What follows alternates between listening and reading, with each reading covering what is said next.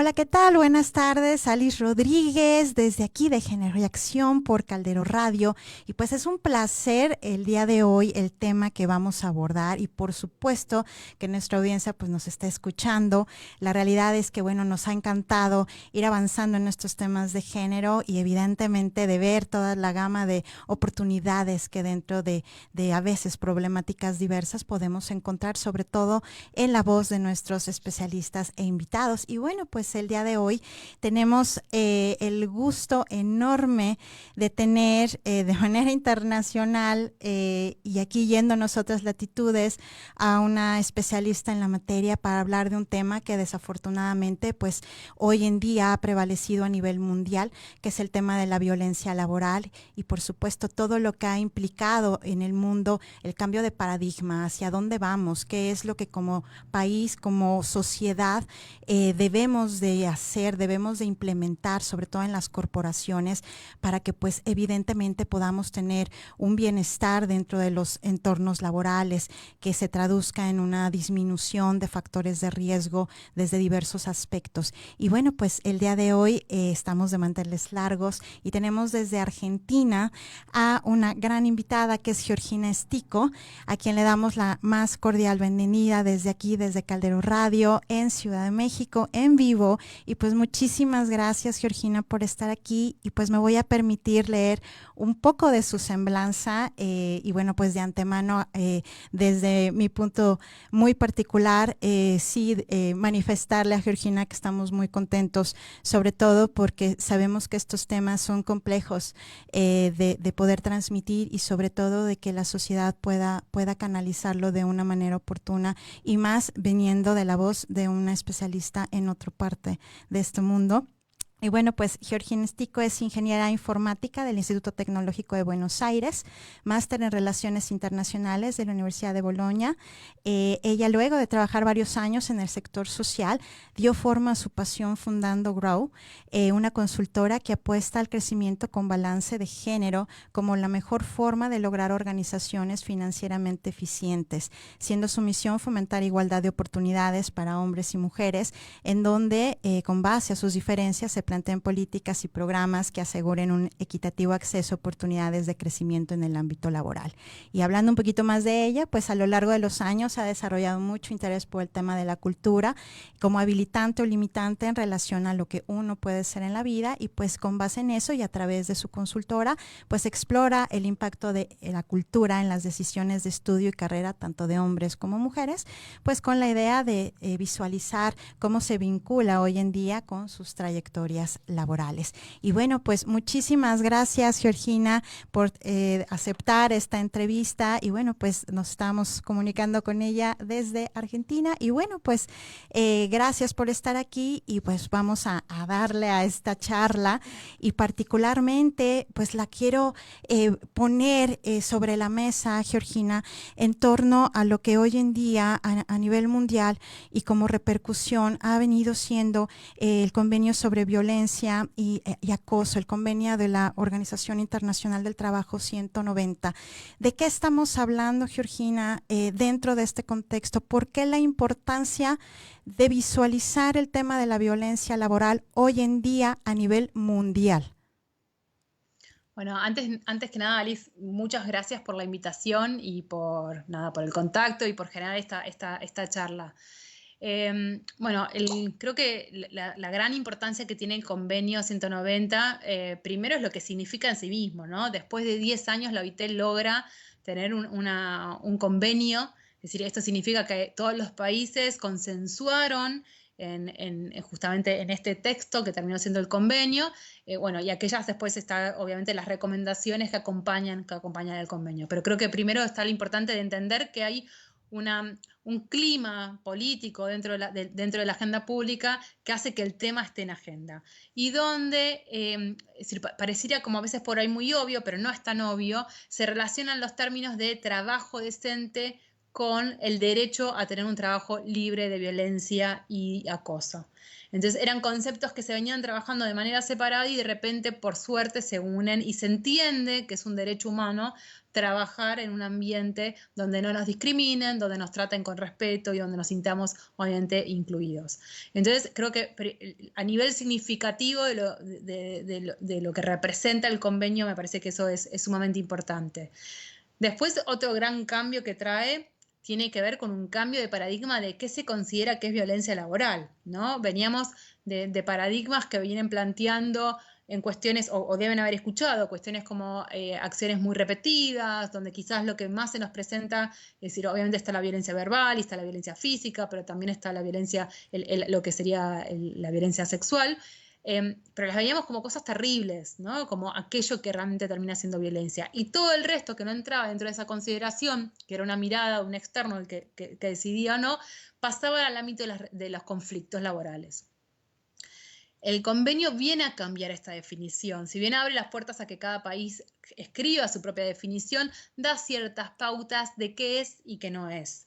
Y uno de los primeros puntos, que esto con vos justamente lo hemos charlado bastante, tiene que ver con poner el eje en la subjetividad de la persona que lo sufre. ¿No? No es lo que un tercero ve, es lo que uno siente. Entonces, hay determinados comportamientos que para algunas personas pueden no resultar violentos, pero para la persona que la está pasando sí. Y esto cambia justamente la manera en la que tenemos que abordar esta temática.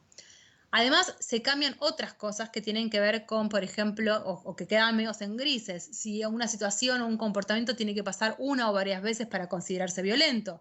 Y de repente ahora se habla que no, ¿no? Con que una vez suceda, ya puede ser considerado violento, que importa obviamente también si genera o no genera daño o hasta en qué medida, pero eso tiene que ver con un nivel de riesgo, pero entender que la violencia son un conjunto de comportamientos, algunos más graves que otros, pero todos son partes de la misma trama, y que si no trabajamos todos estos comportamientos, por ejemplo, el más sutil podría ser para nosotros quizás en nuestra cultura latinoamericana el chiste, legitima otro tipo de comportamientos que después se terminan convirtiendo en problemas más graves, ¿no? Entonces, esto me parece clave para empezar a dialogar. Claro, y esto que comentas desde estas sutilezas, ¿no? El hablar simplemente de la violencia psicológica que genera el chiste, que genera una broma, que genera el hecho de que cuando estamos hablando de perspectiva de género no se logra entender porque formamos parte justamente de ese chiste o de esa broma en donde no nos damos cuenta que a la víctima pues le está generando un tema de autoestima, le está generando un tema de bajo rendimiento laboral, en donde las empresas muy desafortunadamente muchas veces lo invisibilizan, o es más, la mayoría de las veces lo invisibilizan. Ese tipo de cambio de paradigma, ¿qué decir, Georgina, en ese sentido? De esas sutilezas en donde también nosotros formamos parte dentro de la sociedad, donde no hacemos nada, donde lo dejamos pasar, somos, o bien somos neutrales y también formamos parte de esa violencia laboral. Mira, tomo varias cosas que dijiste y en esto de que se invisibilizan, ¿no? Pensemos, aparte, el chiste como un adoctrinador que nos pone en el lugar, ¿no? Si hacemos un chiste contra, no sé, o un chiste religioso, o hacemos un chiste contra una etnia o contra los pueblos originarios, ¿no? Es ponerlos en su lugar, es decir, ¿cuál es tu lugar en esta cultura organizacional donde, en nuestro pequeño micromundo? Y lo que es interesante acá es que depende de la persona que recibe ese chiste, por un lado, si se siente o no se siente agraviado. Una persona que tenga alta autoestima quizás no se sienta agraviado, pero no es la situación de todas las personas. Entonces, no podemos asumir, ay, que porque dije un chiste esto no cala. Y por otro lado, aparte de eso, también va generando un estereotipo y va reforzando un estereotipo sobre el sujeto que estoy utilizando, ¿no? Si uso un chiste contra migrantes, estoy generando un estereotipo sobre los migrantes en esa cultura de trabajo, que después va a afectar la manera en que yo evalúe o me relacione con ese grupo, ¿no? Obviamente esto pasa con las mujeres y los varones constantemente, ¿no? Decir, bueno, ¿qué es lo que considero y dónde los pongo? Es un ponerse en ese lugar. Entonces es una herramienta de adoctrinamiento muy, muy fuerte.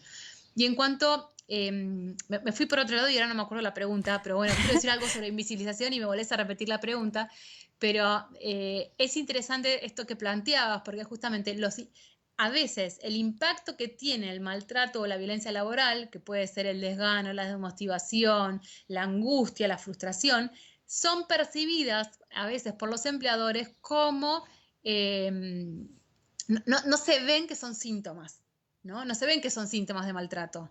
Entonces, al contrario, dicen que una persona cuando llega a hacer una denuncia lo hace porque no quiere que lo despidan, porque, bueno, nada, porque tiene mal rendimiento, sin entender que el mal rendimiento es un síntoma de lo que viene viviendo, ¿no?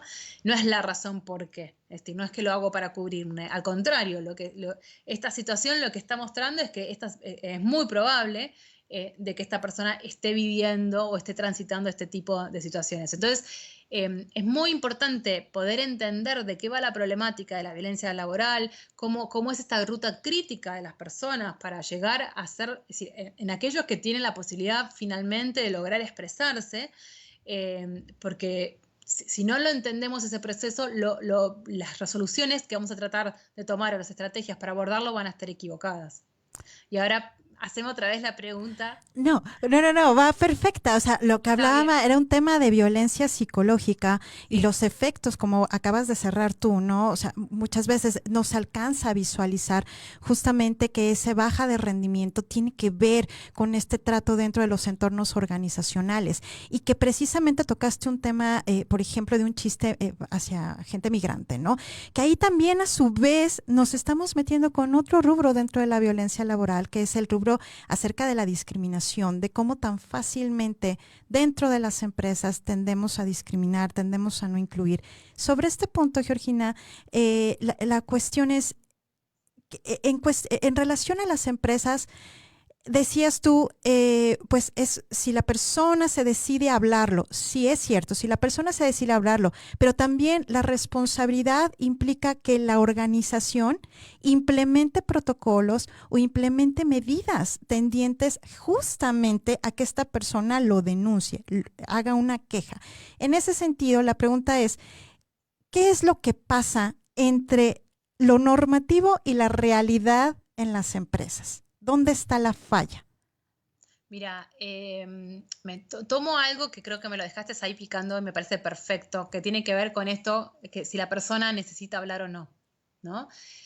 A mí me parece clave, bueno, no es que me parezca a mí clave, pero que lo venimos discutiendo en varios entornos, esto de la responsabilidad institucional. El convenio 190 viene a hablar de una responsabilidad institucional para prevenir estas situaciones de violencia laboral. Y es una responsabilidad tripartita, es del Estado, es de las organizaciones empleadoras y es de los sindicatos. Deberían, entre estas tres entidades, encontrar la manera de lograr generar un entorno que sea libre de violencia. Esto por un lado. Cuando bajamos a las empresas, que en particular, o a cualquier organización empleadora, que hay un artículo que habla específicamente de la responsabilidad de las empresas, se habla de la necesidad de hacer diagnósticos, se habla de la necesidad de generar canales, se habla de la necesidad de generar en un entorno tal, primero, de que estas cosas no sucedan, y si suceden, qué es lo que tiene que hacer, ¿no? En ese sentido funciona como un ordenador. Y ahí, en cuanto a lo que vos me planteabas sobre, es decir, lo interesante de tener nosotros decimos los protocolos contra la violencia laboral no son la solución, es un paso, ¿no? Es un paso en el tanto que el tenerlo, y sobre todo si es construido de manera colectiva, permite a los empleados y a las empleadas entender qué es lo que, es decir, tener las reglas claras, ¿no? Y los líderes también, para los líderes y las líderes, es decir, tener las reglas claras de hacia dónde me tengo que dirigir si algo me molesta, si algo tengo una duda, cómo va a ser ese proceso, cuánto tiempo va a tardar, quiénes son las personas que van a estar involucradas. Es como que el protocolo ordena eso. Si no tenemos un protocolo, lo que en general sucede es que nadie sabe qué tiene que hacer. Puede ser que hable con recursos humanos, puede ser que hable con mi líder, puede ser que hable con mi líder y mi líder no sabe que puede hablar con recursos humanos. Es decir, y el problema parece que no se termina de resolver. Entonces nosotros siempre decimos desde Grow, como cuando uno arma un protocolo, lo que tiene que hacer es traer a la mesa toda su experiencia previa de otras situaciones que les hayan sucedido y que van a ver cosas que hicieron muy bien y cosas que quizás podrían haberse mejorado. Entonces el protocolo nos da la oportunidad de poner en palabras esos procedimientos y que sean transparentes. Siempre entendiendo que estos protocolos no son palabras escritas en piedra, sino al contrario, esto tiene que modificarse, porque al año de la implementación nos vamos a dar cuenta que hay ciertas cosas que no se entendieron, que hay que facilitar el proceso, que estas palabras en general la gente no se siente tan identificada y hay que modificarlos. Pero aparte hay otro gran problema que tiene que ver que como sociedad tenemos muy naturalizada la violencia, sobre todo los varones la tienen muy naturalizada. Entonces yo puedo tener un protocolo y que nadie haga una denuncia, ¿no? Y es decir, obviamente tengo que estar convencida de que la gente sabe que existe, que le tenga confianza al proceso, ¿no? Entonces, bueno, ¿qué pasa ahí? Es decir, entonces ahí tendremos que ahondar un poco más, a ver cuáles son aquellas experiencias que las personas entienden que son violentas o no son violentas, porque quizás están viviéndolas y no se dan cuenta que las están viviendo. Entonces, esto también hay que abordarlo. Sí, Y perdón, termina. no, y quería tomar algo que vos dijiste, que me parece como también buenísimo, cuando estamos hablando sobre violencia laboral, que se incluye el tema de la discriminación. Y es interesante porque se incluye como en todo en el proceso en el cual se entiende que una persona está en relación a una organización, ¿no? Cuando estoy haciendo una entrevista de trabajo y todavía no entré, es decir, desde el momento en que uno publica, en realidad, desde antes, publica una oportunidad laboral y esa oportunidad laboral estoy discriminando, estoy dejando un colectivo afuera, ya puede actuar, es decir, hay algo ahí que hay que hacer, ¿no? Que se puede modificar porque hay alguien que está siendo perjudicado. Después pueden pasar en la entrevista, pues cuando estoy trabajando, cuando estoy en el proceso por ahí también de proceso jubilatorio. En el caso de las organizaciones sociales, también cuando están con sus voluntarios. Es decir, en todo el ámbito en que alguien tenga contacto con la institución, se generan estas situaciones de violencia que hay que atender. Claro, y hay un punto a mí en lo particular, Georgina, que sí me encantaría saber tu opinión. Digo, también para el público que nos escucha, el tema de entre Grau y la que está transmitiendo es que tenemos una consultora que hacemos cuestiones similares en el rubro de inclusión y no discriminación en términos laborales y la implementación de políticas dentro de las empresas. Sin embargo, lo que al menos desde Resilio Consultores, desde mi perspectiva que nos hemos enfrentado, es un tema de la poca cultura organizacional que existe en el tema en las empresas y dos, la poca sensibilidad que hay para sensibilizar al trabajador o a la trabajadora. Esos dos rubros, Georgina, ¿qué puedes advertir respecto de tu experiencia? Para mí es eso, o sea, nos enfrentamos a dos grandes retos, la falta de cultura en las empresas y que no alcanza a sensibilizar lo que les puede afectar inclusive dentro de la rentabilidad de la propia institución. Totalmente. Hay un gran desconocimiento sobre la temática. Donde antes estaba reducida la violencia laboral al acoso sexual. No, yo trabajo hace 20 años y me acuerdo, trabajaba en una empresa americana donde el tema ya estaba instalado, en Argentina eso no había llegado todavía, y me acuerdo esa extrañeza que sentía yo cuando hace 20, sí, creo que 20 años y no más, donde estábamos ahí todos reunidos y nos estaban mostrando estos videos donde era muy interesante porque si bien hablaban de acoso sexual, el video estaba destinado a las mujeres y cómo las mujeres teníamos que estar vestidas en el ámbito laboral para no generar estos espacios, para no generar esta tentación, ¿no? Entonces, la mujer tenía que estar como, nunca con los hombres al aire, bueno, nada, hasta dónde tenía que estar tu vestido. 20 años atrás, digo, ¿no? Estados Unidos, lo planteo porque en Argentina creo que esta charla nunca llegó, definitivamente, pero había una extrañeza en relación a los latinos en estos mensajes que estábamos recibiendo porque nos parecían raros, es decir, como no, ¿de qué nos están diciendo? Y en este sentido, me parece que lo que nos falta, es decir, tenemos que generar espacios de discusión y de diálogo para plantearnos estas nuevas maneras de relacionarnos. Y ahí, a ver, por lo menos, bueno, creo que esto ya accedió a la Argentina y pasa en toda Latinoamérica, es decir, los movimientos feministas vinieron a traer en la mesa que hay una nueva manera de relacionarnos, que queremos relacionarnos entre todos y de todas de otra forma, ¿no? Y esto es lo que está como colando un poco en las empresas.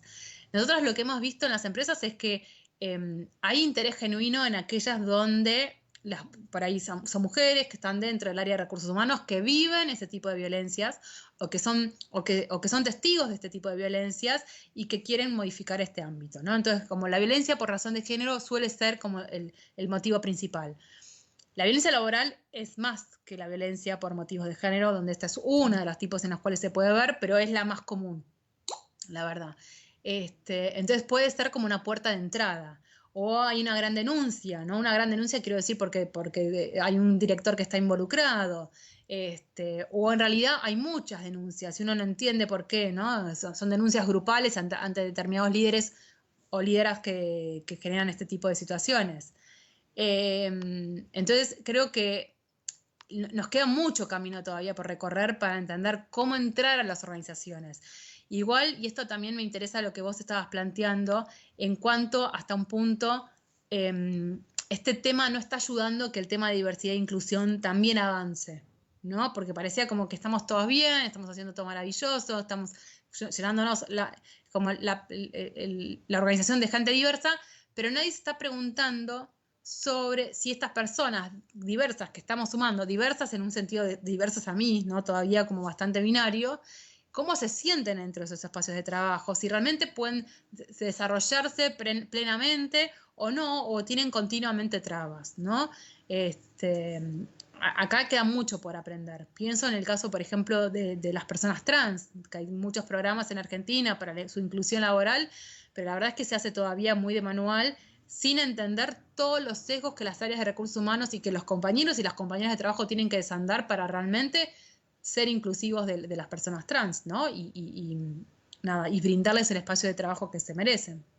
Sí, y esto último que mencionas de las personas trans es simplemente el hecho de decir, sí, a lo mejor el convenio de la UIT tiene mucho en cuestión de normatividad, de lo que hay que impulsar, de lo que hay que introyectar dentro de los países, pero lo cierto es que ya en la práctica estamos hablando de una cosa distinta. Simplemente el hecho del reconocimiento de derechos laborales a personas trans ya deja de eso, o sea, vamos más hacia atrás. ¿Cómo están los papeles para el reconocimiento desde otras áreas que no son precisamente las laborales, ¿no?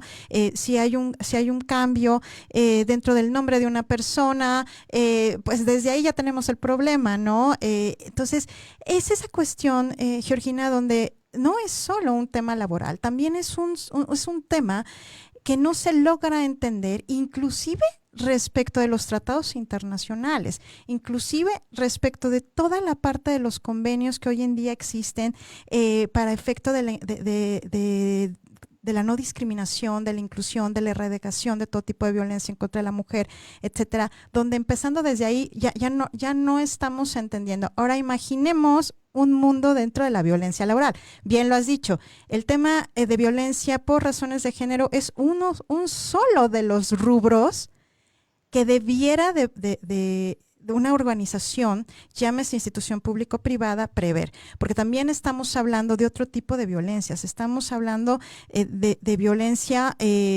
contra los migrantes, de violencia doméstica, de violencia contra de otro tipo de personas, de violencia psicológica. En el caso de ustedes particularmente, más allá del estatus en el que hoy en día se encuentra este convenio, y por qué lo menciono reiteradamente, porque es el convenio marco que permite a los países poder tener cierta oportunidad de conocimiento en torno a la parte de implementación de políticas. En el caso de ustedes, allá y por experiencia, Georgina, eh, aparte de la violencia por razones de género, el acoso y el hostigamiento sexual, ¿qué podemos también mencionar con otro tipo de violencias? ¿En dónde estamos parados con otro tipo de violencias que no suelen mencionarse aparte de estas que acabo de mencionar? Mira, la violencia entre varones me parece que es clave abordarla, que está totalmente invisibilizada y que está muy naturalizada, sobre todo en espacios hipermasculinizados, ¿no? Donde nosotras y nosotras, digamos, como parte de esta misma cultura, estamos es decir, estamos rodeados de varones que ejercen su masculinidad de una manera muy dañina, ¿no? Donde la manera de generar legitimidad, de generar poder, tiene que ver siempre desde la imposición. Nosotros hemos tenido la posibilidad de trabajar en plantas, en fábricas, en empresas de tecnología, en pymes, en organizaciones sociales, como en un sinfín de instituciones. Y lo interesante es ver cómo estas dinámicas se replican constantemente. Entonces, y lo interesante es que en general en este tipo de empresas más hipermasculinizadas, la problemática se trae cuando se piensa en traer mujeres o incluir mujeres, ¿no? Pensemos en una planta, 20 años de experiencia, nunca hubo una mujer, queremos traer mujeres, decimos, bueno, ¿qué tenemos que cambiar en la planta o qué hay que cambiar dentro de la manera que nos comportamos para que las mujeres realmente puedan sentirse incluidas? Y ahí salta el tema de violencia laboral. Salta como tema, ¿no? Y empezás a indagar y te das cuenta que hace 10, 15 años, 20 años que la gente está viviendo situaciones de violencia, los varones están viviendo, pero nunca las pudieron hablar, nunca tuvieron el espacio, nunca se les preguntó cómo lo estaban viviendo, ¿no? Esto fue muy interesante porque nos ha pasado en distintos grupos donde los varones puedan decir, bueno, esto, con nosotras ahí facilitando, ¿no? Eso que vos hacés siempre a mí me molesta, y hace 10 años que son compañeros, y otros sorprendiéndose como diciendo, bueno, pero ¿cómo no me lo dijiste? Sí, ¿por qué no tenía la voz? Porque no tenía el espacio, porque no estaba legitimado a hablar de este tema. Entonces creo que si bien no lo conocemos tanto, el tema de la violencia entre varones es muy grande. El nivel de homofobia nosotros nos encontramos es mucho, a veces es mucho mayor en relación a aquel, o quizás al estereotipo de género que puede existir en relación a las mujeres en cuanto a discriminación. Muchos espacios de trabajo donde hablan, bueno, a mí no me molesta la orientación sexual de la persona, pero que no me lo venga a refregar en la cara. ¿Qué significa eso? ¿No? Entonces, que una persona no pueda entrar a estar en su ámbito de trabajo y contar libremente qué hace en su vida como cuentan los demás, si es que desea hacerlo, eso es discriminación. Y eso no lo estamos viendo. Y uno se siente que es una persona, es como, háganlo, pero a mí que no me moleste. No, ¿no? Y ahí creo que también hay otra clave de lectura, que es como nosotros hemos generado organizaciones donde siempre buscamos el fit cultural, ¿no? Buscamos a aquella persona que mejor se adapte a nuestra cultura organizacional, en lugar de buscar la mejor persona para mi organización, ¿no? Entonces siempre se tiende a pensar que la persona que está errónea es la nueva, ¿no? Que es el que puede mirar todo desde afuera. Y no nos adaptamos nosotros como cultura a esta persona, que eso es un gran desafío y es una gran problemática, pero es lo que tenemos que hacer, es estar atentos a aquellas costumbres y comportamientos que tenemos como grupo y cómo pueden incidir en esta persona nueva.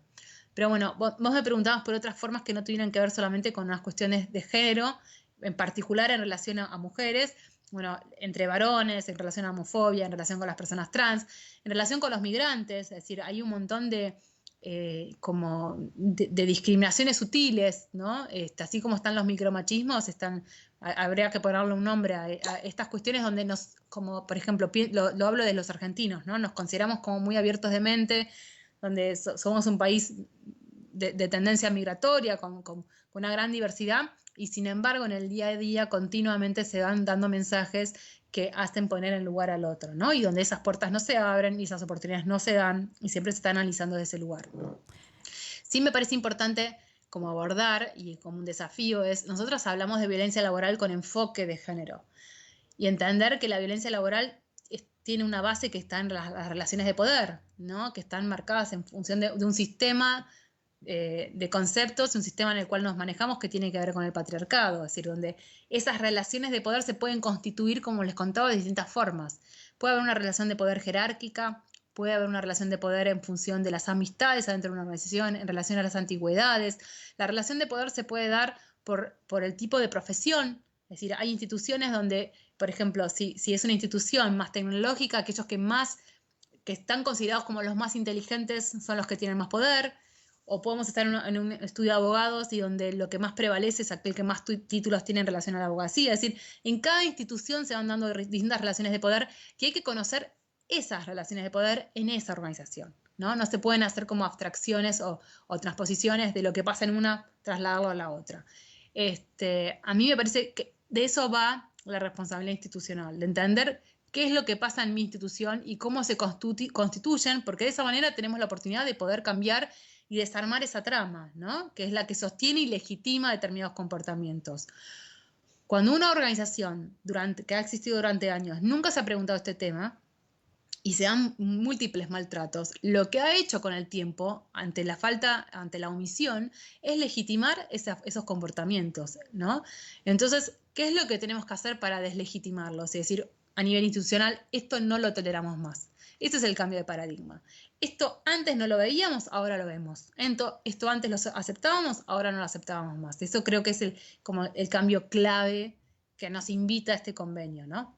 Claro, y ahorita quiero abordar ese tema, lo que antes no se veía y ahora sí se veía. Digo, a mí me acaba de pasar apenas en una capacitación hace unos días, justamente ese era el punto. Y bueno, quiero agradecer a Miguel Ángel Arellano, dice es un tema muy relevante siempre para poder dar el paso a una mejor sociedad. Nos manda saludos, gracias a Alex, a Arisbet, a Luis Alberto González, a Ciayen. Javier Zamudio dice cómo se aplica la NOM 35 al tema de violencia. Bueno, esta norma comentarte también, Georgina, es una norma que nosotros tenemos en México y que curiosamente es una norma que en realidad también para ti, Javier, es una norma que ya tenía un contenido dentro de una reglamentación y que a partir del año pasado se llama norma 035 y es una norma de carácter oficial que es para la prevención de entornos de riesgos psicosociales.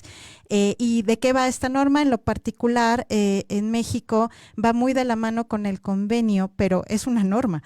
¿Y en qué va de la mano? En que justamente de lo que se trata es que las empresas puedan identificar estos factores de riesgo psicosociales y en donde dentro de la norma va de la mano con la identificación de violencia laboral y a su vez va de la mano con otra norma que es la 025 en materia de igualdad laboral y de no discriminación. Entonces la pregunta que hace Javier, sí se aplica esta norma 035 en las empresas y particularmente en el caso de violencia laboral tiene que ver con la implementación de una norma mexicana que es la 025, que es de carácter voluntaria y que es para identificar aquellas parte normativa que las empresas requieren para poder identificar la violencia laboral, pero sobre todo prevenirla a través de políticas de inclusión y de no discriminación. Entonces, van de la mano estas dos normas. Y bueno, y retomando, gracias Javier, retomando, Georgina, esto que acabas de decir, el cambio de paradigma, coincido plenamente contigo, ¿en qué recae?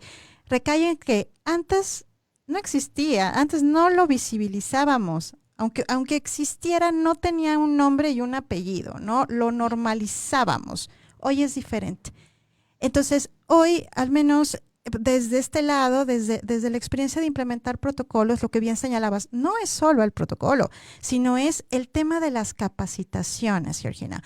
Ese tema en lo particular es justamente sensibilizar el por qué antes no se decía nada. Esto que comentabas, la violencia entre hombres, ¿no? Porque también existe violencia intragénero entre mujeres. Totalmente. Y también existen mujeres hacia varones, digamos, ¿no? Claro.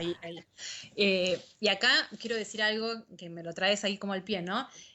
Nosotros, y creo que también Alice y con vos y con Jorge esto lo hemos discutido, el tema de no hay liderazgos femeninos y masculinos, es decir, o por lo menos nosotros no tratamos de abordar como hay un tipo de liderazgo masculino, hay un tipo de liderazgo femenino, ¿no? Porque si no pareciera que hay una valorización que hacemos de esos liderazgos. Sí hay ciertos comportamientos que hemos sido socializados en esos comportamientos que hacen que tengamos determinadas características y que se espera de nosotros determinadas características. ¿Por qué digo esto? Porque a veces cuando vemos una mujer líder que tiene determinados comportamientos violentos, es como solemos ser mucho más dura con ella que con un varón. ¿Por qué? Porque no la entendemos. ¿Cómo una mujer va a tener esos comportamientos? Porque se espera que la mujer sea más compasiva, que sea más contenedora, que sea más empática. Entonces, cuando no cumple con ese estereotipo que tenemos de ella, solemos ser más duros. Sin entender que esta mujer es parte de una sociedad, como todos y todas, donde se aprendió que el poder se ejerce de esa manera, ¿no? Entonces, digo, tenemos que tratarlo de la misma manera, no es que hay que trazar más duros con esta mujer, y que sí, hay mujeres que son violentas porque vivimos en una sociedad que nos enseña a ejercer el poder de esa manera. Pero nos abre un montón de preguntas de cómo, que vos lo traías al principio, ¿no? Nosotros nos fascina desde Grow siempre verlo desde un aspecto cultural, ¿no? ¿Qué es como sociedad lo que qué mensajes estamos dando? Porque creo que todo está hilado y también desde la organización, ¿no? ¿Qué mensajes estamos dando? ¿Cómo nos estamos parando? ¿Qué oportunidades damos de cambio? Esto me parece clave y lo que solamente quería hacer un comentario con lo que vos traías sobre las normativas que están en México, la importancia de, no podemos hablar de igualdad de género sin hablar del impacto en la violencia laboral. ¿no? Es como, ojalá, es decir, es un tema que todos y todas deberemos estar abordando y que una vez que los países lo ratifiquen, ¿no? Al año que los países lo ratifiquen, va a ser obligatorio. Digo, esto no es una norma optativa, va a ser una norma obligatoria para todas las empresas, digo, empresas, cualquier tipo de institución, para las organizaciones del sector social también, ¿no? De abordar la temática. Entonces, nosotros lo usamos como un empuje, digamos. Tenemos la oportunidad de hacerlo a nuestro tiempo, tranquilos, y no de estar corriendo después para cumplir con la norma. Entonces, aprovechemos este momento de que esto está en discusión para hacerlo a conciencia, y ya estar preparados para cuando sea obligatorio. Claro, y qué es lo que también nosotros hacemos desde este lado, ¿no? Desde nuestra consultora. Y es precisamente esta situación, Georgina, el decir, no andar corriendo. O sea, aquí también es obligatorio y hay sanciones por no hacerlo. Sin embargo, sí es hasta cierto punto identificable que lo que sigue permeando, insisto, es este tema del no me la creo, de la falta de cultura, del decir, ¿por qué voy a invertirle un presupuesto a una norma de este tipo, ¿no? Y perdemos de vista el impacto que la violencia laboral genera, incluso lo que yo comentaba al principio, a nivel económico, en la cuestión de productividad de la persona y que va a pegar en la rentabilidad de la empresa. Se pierden de vista, Georgina, y quisiera escucharte al respecto, los beneficios corporativos, más allá de este tema de cuestiones de sensibilización. A ver, hay un impacto económico también que genera la violencia laboral. Hay un impacto entre la violencia intragénero, entre hombres, entre mujeres. Claro que existe y eso no lo vemos. ¿Qué podemos también mencionar en ese sentido, Georgina? Mira, en ese sentido, por ejemplo, en el caso de violencia doméstica hay estudios que hacen esa relación económica de cuánto le cuesta al Estado la violencia doméstica, ¿no? Digo, esto tiene un costo y tiene un costo relacionado a la salud, en particularmente, a la salud, a la inclusión laboral, bueno, en varios aspectos. La violencia laboral quizás todavía hoy no tiene un número y ahora me encanta para plantearlo, para irse una investigación para hacer en conjunto, pero como decís vos, esto tiene, es decir, cuando en una organización que no la está trabajando le están sucediendo estas cosas, es decir, hay un costo en tratar las temáticas. Hay una inversión que hay que hacer, que tiene que ver con los psicólogos, que tiene que ver con los abogados, y hay un desgaste del grupo, es decir, que no tiene que ver solamente con las personas que están directamente involucradas, sino también tiene que ver con los grupos. ¿Cómo quedan esos grupos donde se suceden estas situaciones de maltrato y violencia? ¿No? Se cortan las relaciones, entonces hay que hacer también ahí como mucha inversión en restablecer la confianza del grupo entre sí y con la institución, hay que trabajar con los líderes, hay grandes costos internos, ¿no? Por otro lado, también hay una pérdida de marca y de credibilidad de la marca, es decir, ¿cuánto gana una marca donde, digo, pensando pensando en la marca empleadora, ¿no? ¿Cuánto gana una marca que puede decir que sus empleados están felices de trabajar en esa empleados y empleadas están felices de trabajar ahí? Digo, eso también tiene un peso bastante directo. Y me acuerdo justamente de estar trabajando para una organización donde en general casi no había rotación. Entonces era muy difícil encontrar, es decir, había un interés genuino de trabajar como de esta temática, pero por una cuestión más desde los derechos humanos, y vieron cómo tuvo un impacto en los procesos de contratación, donde es decir, había perfiles de personas que elegían trabajar en esta empresa porque sabían que estaban trabajando estas temáticas, versus a otra competidora que quizás pagaba un poco mejor. ¿Pero por qué? Porque les interesaba y les llamaba. Y este era un impacto que ellos no habían considerado que podía llegar a tener, ¿no? Como, es decir, mejora la marca empleadora, en definitiva. Y también hay una gran oportunidad, digamos, en todo esto. A ver, unas normas que son obligatorias, que hay que trabajarlas, también es un espacio de incidencia política y pública de parte de las instituciones. Es decir, bueno, ¿dónde se quieren parar en relación a este tema? Obviamente todos tenemos miedo a equivocarnos y esto, bueno, nos vamos a equivocar y vamos a ir, pero creo que lo importante es ese interés genuino, ¿no? De poder mostrar que hay como un compromiso hacia el cambio. Eh, Tomo esto que vos planteabas y que es muy difícil, que tiene que ver con la dificultad de entender la problemática, ¿no? La complejidad de la problemática y generar estos diálogos y donde no sean solo cuestiones más declarativas, sino que realmente tengan un impacto real, ¿no? Entonces, ahí tenemos un montón de desafíos de las organizaciones como nosotras de estar como transmitiendo constantemente este mensaje para que vayan calando y para que vayan llegando a los interlocutores que necesitamos, que tienen poder de decisión y que necesitamos que lleguen.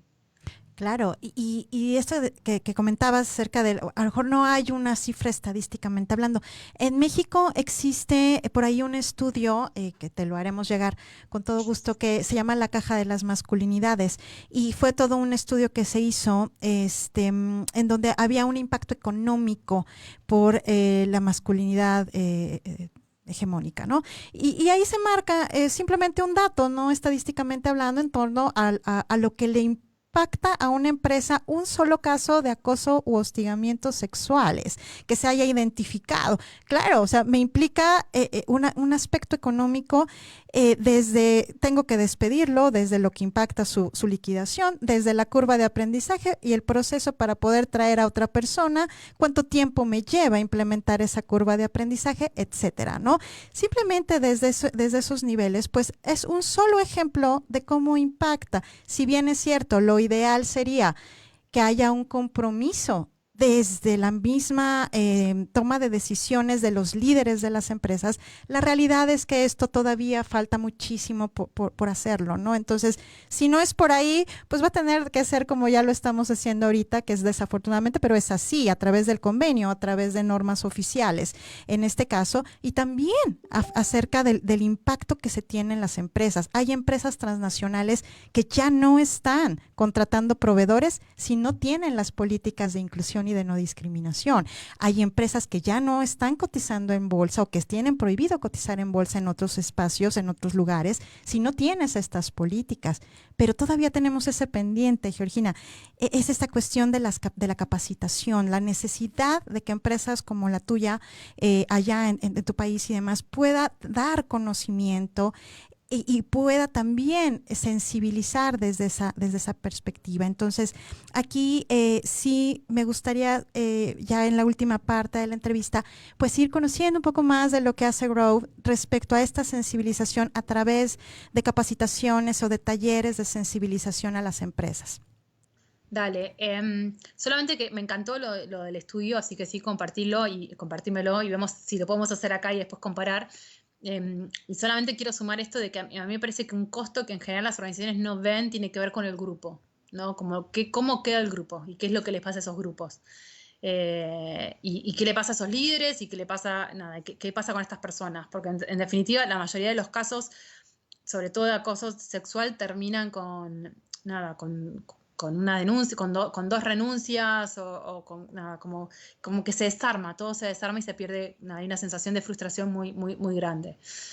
Y en relación a, bueno, lo otro que decías, la capacitación, creo que el eje de la capacitación es lo difícil o el desafío que tenemos es en lograr que no sea algo declarativo, ¿no? Nosotros desde Grow, aclaro que somos una ONG desde el año pasado, pero porque tomamos la decisión y pensamos que al final teníamos más impacto como organización social que como consultora. Nos planteamos varios ámbitos, ¿no? Uno tiene que ver con generar espacios abiertos y gratuitos para empezar a sensibilizar sobre esta temática, que son como los webinars, donde nosotros, bueno, nos pueden seguir, siempre vamos haciéndolos, y en general una vez al mes, cada tanto o cada 5 semanas tenemos uno específico en relación a violencia laboral, pero nosotros como trabajamos toda la transversalización del enfoque de género en las instituciones, tratamos de traer a los webinars distintas temáticas. Esto le tenemos que agradecer a la pandemia porque no lo hacíamos antes y lo empezamos a hacer ahora y nos fascina estos espacios de reflexión y de aprendizaje conjunta, donde a veces presentamos nosotros temas y a veces invitamos a alguien a que venga a hablar sobre algún tema en particular, ¿no? Y generamos ese diálogo que es tan importante.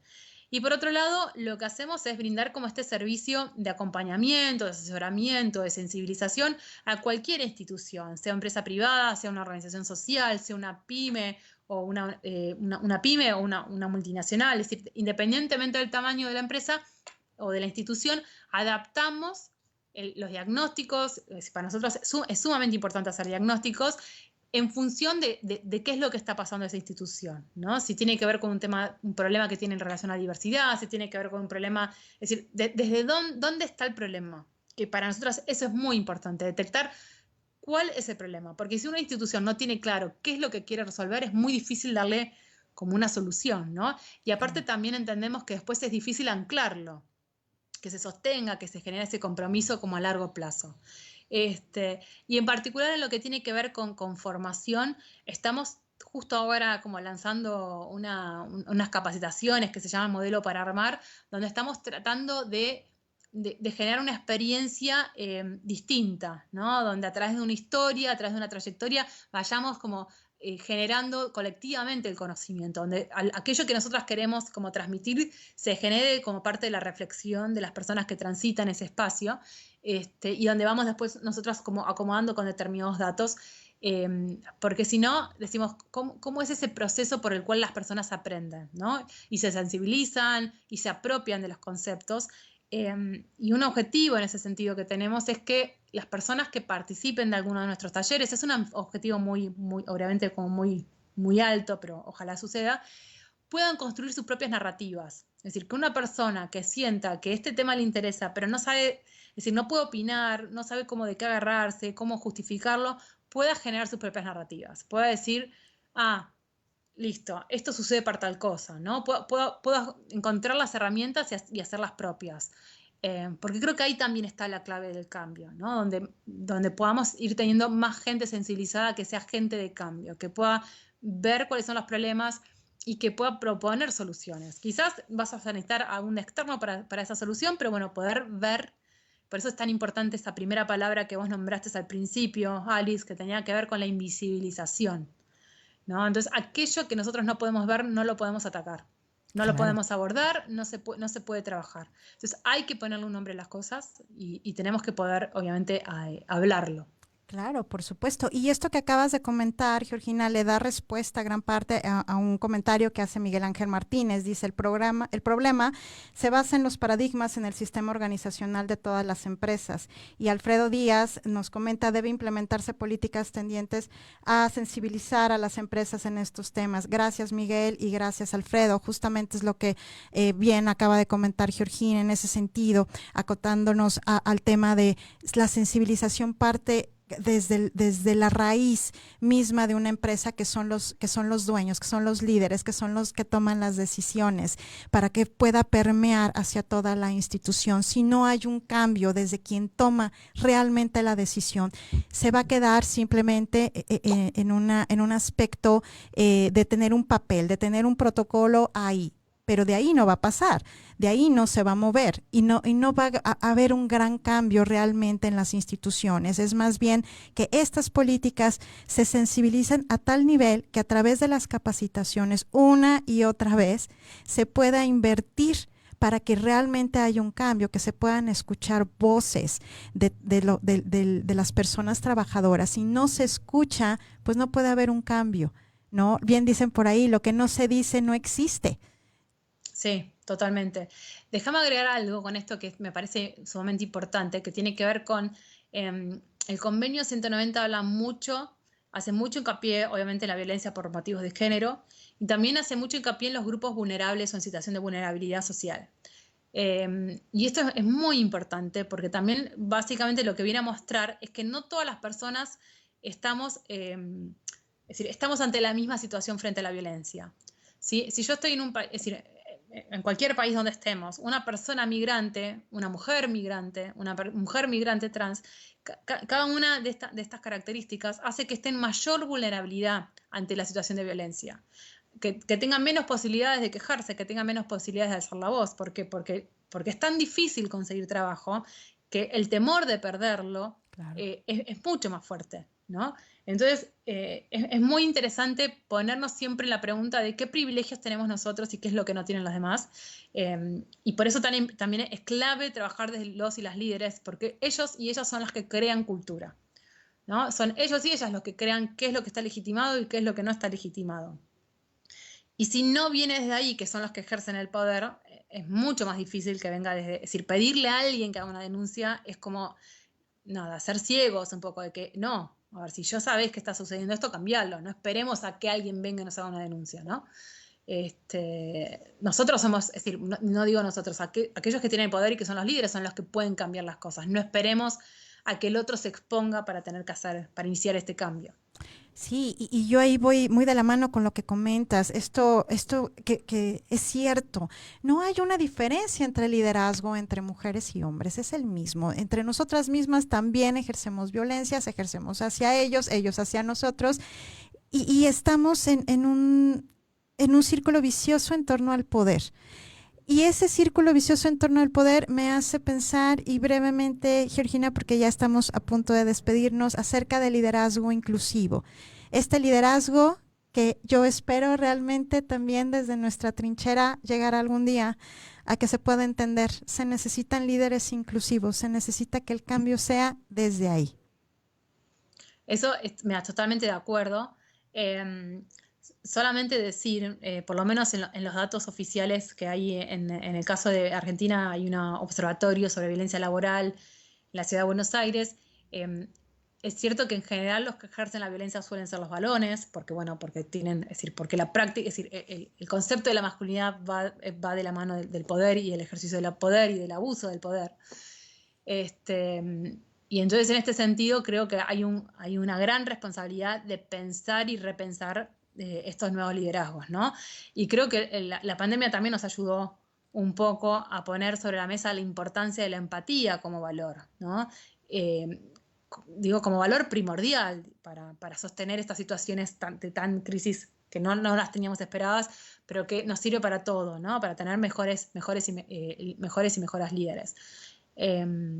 Así que bueno, en eso totalmente de acuerdo con ustedes, que el liderazgo inclusivo es la clave, y hay que llenarlo de contenido, ¿no? Tenemos que Claro. llenarlo de sentido, de qué significa ser ese líder inclusivo, ¿no? Creo que esa es otra charla si querés, Claro, para por otro día, supuesto, pero me claro que encanta, sí. como dejamos ahí. Claro que sí, Georgina. Y bueno, pues te queremos nuevamente dar las gracias. Pues ya se nos ha acabado el tiempo. De verdad, muchas gracias. Sí, en 5 segundos me puedes dar tus redes sociales, por favor. Dale, perfecto. Nos pueden seguir en @género y trabajo. Estamos en Twitter, estamos en Instagram, estamos en LinkedIn como Grow Género y Trabajo, estamos en Facebook como Grow Género y Trabajo. Yo soy gestico, como Georgina Estico, pero la verdad es que no, es decir, le pongo todas mis energías a la organización, así que me van a encontrar, y más allá de LinkedIn, no tengo tanta actividad, pero Vale. síganos en las redes que estamos hiperactivas. Perfecto. Gracias, Ana Claus. Saludos. Y bueno, pues muchas gracias. Yo soy Alice Rodríguez desde Género y Acción por Caldero Radio. Igual me pueden seguir en redes, @Alice Resilio y @Resilio C, Resilio Consultores. Implementamos políticas en materia de equidad de género, inclusión y no discriminación, tanto a instituciones públicas como privadas. Muchísimas gracias por seguirnos, por escucharnos. Gracias, Georgina, nuevamente. Y bueno, pues es un honor. Nos vemos el siguiente miércoles con un gran tema y una gran sorpresa. Muchas gracias. Próximo miércoles, Género y Acción por Caldero Radio. Gracias. Saludos, Argentina.